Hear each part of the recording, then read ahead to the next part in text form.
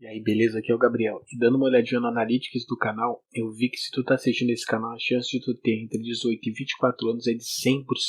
Sabe o que se faz nessa idade, né? O Enem, que a propósito tá chegando, hein? Tá chegando. Sabe qual é a matéria mais importante da prova, né? Não sabe? Pô, cara, eu vou te falar aqui, é a redação. E como eu sou muito teu amigo, eu quero te apresentar a Redação Nota 1000. Um PDF com tudo. Com os modelos de redação, a melhor estrutura para te montar a tua redação, com dicas de interpretação, um passo a passo para te melhorar teus textos em 100%. E o melhor é que vai poder estudar em qualquer lugar, no celular, no computador, no notebook, no que tu tiver na tua casa, até no teu micro-ondas se duvidar. E aí, tá bom que é mais? Vai ficar difícil não ir bem na redação. Então a chance tá aí, o link tá na descrição. Se tu não adquirir agora que tá na promoção, depois não diz que eu não tentei te ajudar. Nutrientes específicos são importantes para o cérebro e ao longo do tempo a nutrição passa a ser uma alimentação que engorda ou emagrece. Virou Né? só isso, né? Então, se eu comer isso, eu engordo, se eu comer isso, emagrece. Você tá gordo? Procura uma nutricionista. Exatamente. E de certa forma, ficou um pouco adormecido aí na cabeça das pessoas e nessa cognição a respeito da alimentação, o quanto nutrientes são importantes para a formação do cérebro, né? A gente fala, eu me alimento para ter um corpo saudável. Cérebro é corpo. Né? Embora as pessoas o enxerguem como algo holístico que acontece fora do corpo, Exatamente. Cérebro é um órgão, é corpo, e é uma parte do nosso corpo muito importante para que a gente tenha saúde. Precisa de energia para ele funcionar. Precisa de uma série de questões, né? Mas o que a psiquiatria estuda são os nutrientes importantes para o funcionamento adequado do cérebro. Caramba. E o padrão alimentar que pode promover saúde mental. O que eu como... Então, ele... Te torna mais ou menos inteligente. É mesmo? Com mais ou menos memória. Quem não come feijão, por exemplo, é mais burro, não é? Ele não come feijão, você tá querendo... Já sacou! Ele não come feijão! Eu não vou deixar ele fazer isso com você aqui. Obrigado, Roberto. Obrigado. A gente vai fazer uma lista de substituição pro feijão aí pra você ter os... Mas eu acho absurdo, ele não come feijão. Eu é uma dos meus alimentos favoritos. Mas aí eu quero ver se eu gosto de você ou não. Eu vou tirar isso aqui, pode não tô tirar, conseguindo. Eu quero saber se eu gosto de você de cara ou não. Você coloca o feijão embaixo ou em cima do arroz? Eu ponho em cima. Tá vendo? Obviamente. Não sei se porque você olha pra mim, eu nem coloco. Ah, é verdade. Ele nunca viu no prato. Nunca vi no prato, cara. Eu ponho em cima, obviamente. Eu não entendo quem coloca feijão melhor embaixo. Composição não faz Não faz sentido por embaixo. Mas, por exemplo, o feijão tem algumas coisas nele. Tem uma série de nutrientes específicos. Ferro é um nutriente muito importante, inclusive na gestação, né? A criança também tem uma suplementação de ferro para evitar anemia ferropriva. A anemia ferropriva é um dos principais sintomas da deficiência de ferro, é o cansaço, a dificuldade de raciocínio. Só que ao longo do tempo a nutrição passa a ser. Você tá com uma dificuldade de raciocínio? É que ele tem uma dificuldade de raciocínio, às vezes, eu acho que é o ferro. Muito pelo contrário. Tem uma coisa que eu sou rápido nas respostas aqui, ó, sem usar o Google. Infelizmente. A carne também tem ferro? Tem ferro. A carne vermelha tem ferro. A carne, na verdade, imagina que tudo que aquele animal, né, se alimentou, toda a vitamina que ele processou, tudo que ele metabolizou está no tecido. Então, quando você come a carne, por isso que a carne tem uma quantidade de vitaminas bem significativa, porque você acaba acessando todas as vitaminas que estão nesse tecido. E aí, só concluindo a questão da psiquiatria nutricional, começou a se estudar, então, esses nutrientes. Será que a ausência desse nutriente tem alguma relação com algum transtorno psiquiátrico, com algum distúrbio psiquiátrico, com a neurodegeneração, demência? Tem, todo. E aí começou a se estudar também o padrão alimentar. Então, se eu comer dessa forma, se eu comer daquela forma, se eu tiver uma dieta, por exemplo, uma dieta ocidental, que é uma dieta que a gente chama muito rica, né, em gorduras e açúcares. Eu vou tentar falar termos não técnicos aqui na dieta ocidental, mas é uma dieta no padrão ocidental, né? Donuts, que você me perguntou, muita gordura saturada, combinada com açúcar de mesa. Frutas que têm açúcares também? Frutas são maravilhosas. É um padrão mediterrâneo alimentar. Ah, é? Padrão mediterrâneo. É um alimento in natura, ela não tem só açúcar, né? Ela tem fibra, ela tem uma composição enorme de fibra, de nutrientes, de vitamina, de mineral, diferente de um donuts, né? Que você acabou de citar, né? Que tem ali farinha branca, processadona. As nossas frutas são bem diferentes do pessoal do Mediterrâneo, por exemplo, né? Dessa alimentação.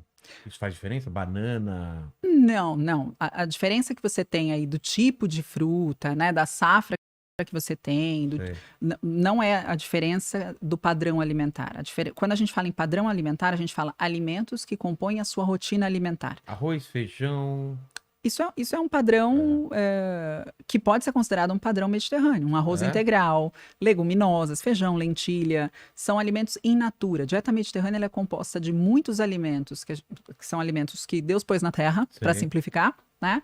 Frutas, verduras, legumes, folhosos e carnes magras, né? Então peixes ricos em ômega 3, por exemplo. É uma dieta que ela tem um perfil, um padrão mais anti-inflamatório, com muitas vitaminas, com antioxidantes, que leva ao cérebro uma determinada qualidade, né, de funcionamento.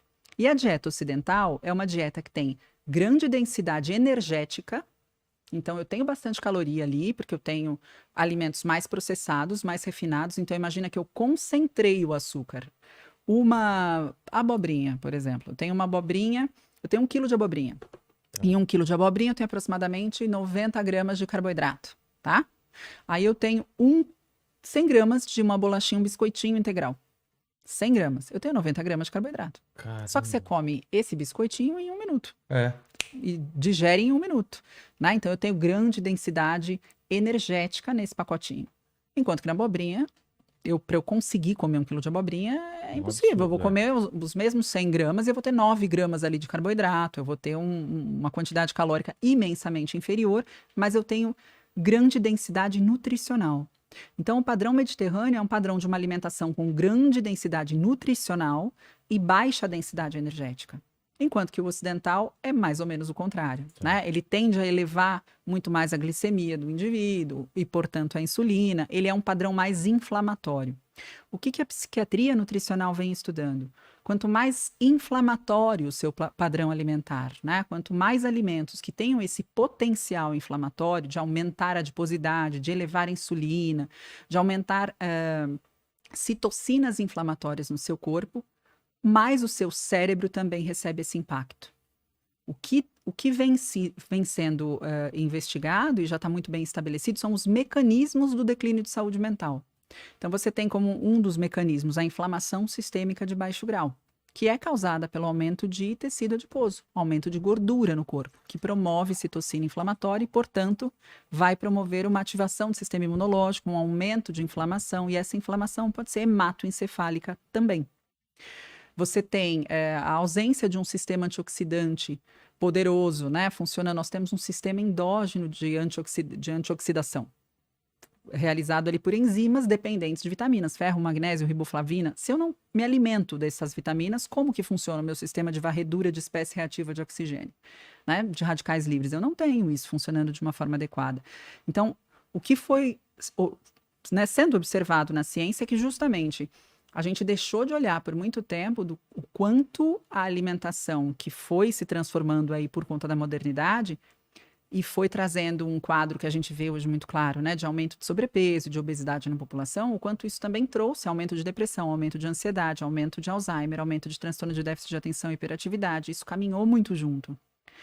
E esse padrão alimentar, ele também tem uma relação com essa situação. Né? A gente ainda não fala na ciência de causalidade. Se eu comer assim, eu vou causar aquilo. Não. Né? Não dá para falar de causalidade. Na ciência, para falar de causalidade, eu teria que fazer assim, Vilela. Eu vou pegar um ratinho. A gente tem estudos que mostram causalidade, mas não em humanos. Porque você não vai pegar um humano e falar, deixa eu ver se isso adoece ele mentalmente. Ninguém vai permitir, nenhum comitê de ética vai permitir uma pesquisa dessa. Então, eu vou pegar um ratinho. Então, um estudo que é muito clássico na psiquiatria nutricional. Ratinhas gestantes. Um grupo de ratinhas vai receber uma dieta ocidental, né? Muito açúcar, muita gordura saturada. O outro grupo vai receber uma ração equilibrada. Essas ratinhas gestantes tiveram a prole. O que foi observado nesse estudo? E foi um estudo de intervenção. Então, vamos manipular a alimentação e ver se causa alguma coisa, né? As ratinhas que foram alimentadas com uma dieta hiperlipídica, né, e hiperglicídica, muito açúcar, muita gordura, apresentaram uma prole na adolescência com ansiedade. Caramba. Os ratinhos tinham um comportamento ansioso, né? Então, mostrando a relação de que na gestação, uma alimentação rica em gorduras, mais inflamatória, rica em açúcar, pode levar a um funcionamento do cérebro do filho diferente. Né?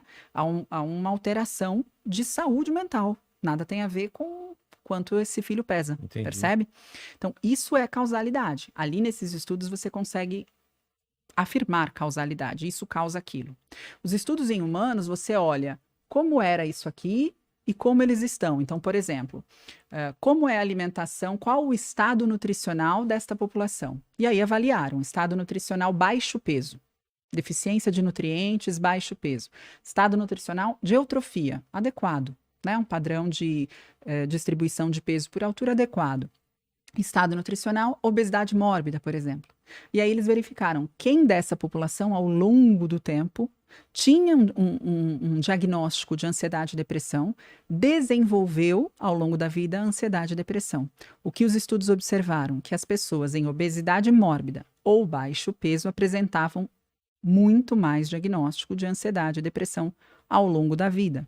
E associaram, portanto, e não, né, correlacionaram, não deram isso causou aquilo, mas disseram, existe um risco maior para um diagnóstico de depressão e ansiedade em pessoas que tenham muito baixo peso ou muito peso. Né? Então, a deficiência de nutrientes que fazem o cérebro funcionar pode levar a um estado de declínio de saúde mental ou ainda um estado inflamatório com um aumento muito considerável de adipócitos, de células de gordura, que geram, né, que produzem, portanto, citocinas inflamatórias, pode levar a um padrão também de inflamação hematoencefálica. A nossa membrana é uma membrana fosfolipídica, de fósforo e gordura. Qual tipo de gordura você ingere? Né, o cérebro, grande parte do seu cérebro, ele é composto de gordura. Qual gordura? Qual a qualidade dessa gordura? Né? A membrana do meu neurônio, ela é fosfolipídica. Então, eu tenho uma série de questões que hoje a psiquiatria nutricional investiga e que há 10 anos vem crescendo. Né? Essas investigações vêm crescendo a ponto de a gente ter, recentemente, eu escrevi no livro da Clínica Psiquiátrica do HC, da USP, um capítulo Psiquiatria Nutricional. Fui a primeira autora, junto com o professor Ben e a doutora Ana Paula Carvalho. Passando rapidinho aqui no final para falar para te se inscrever e deixar o like. À direita tem a playlist, à esquerda um vídeo recomendado e até o próximo corte no Plantão dos Cortes.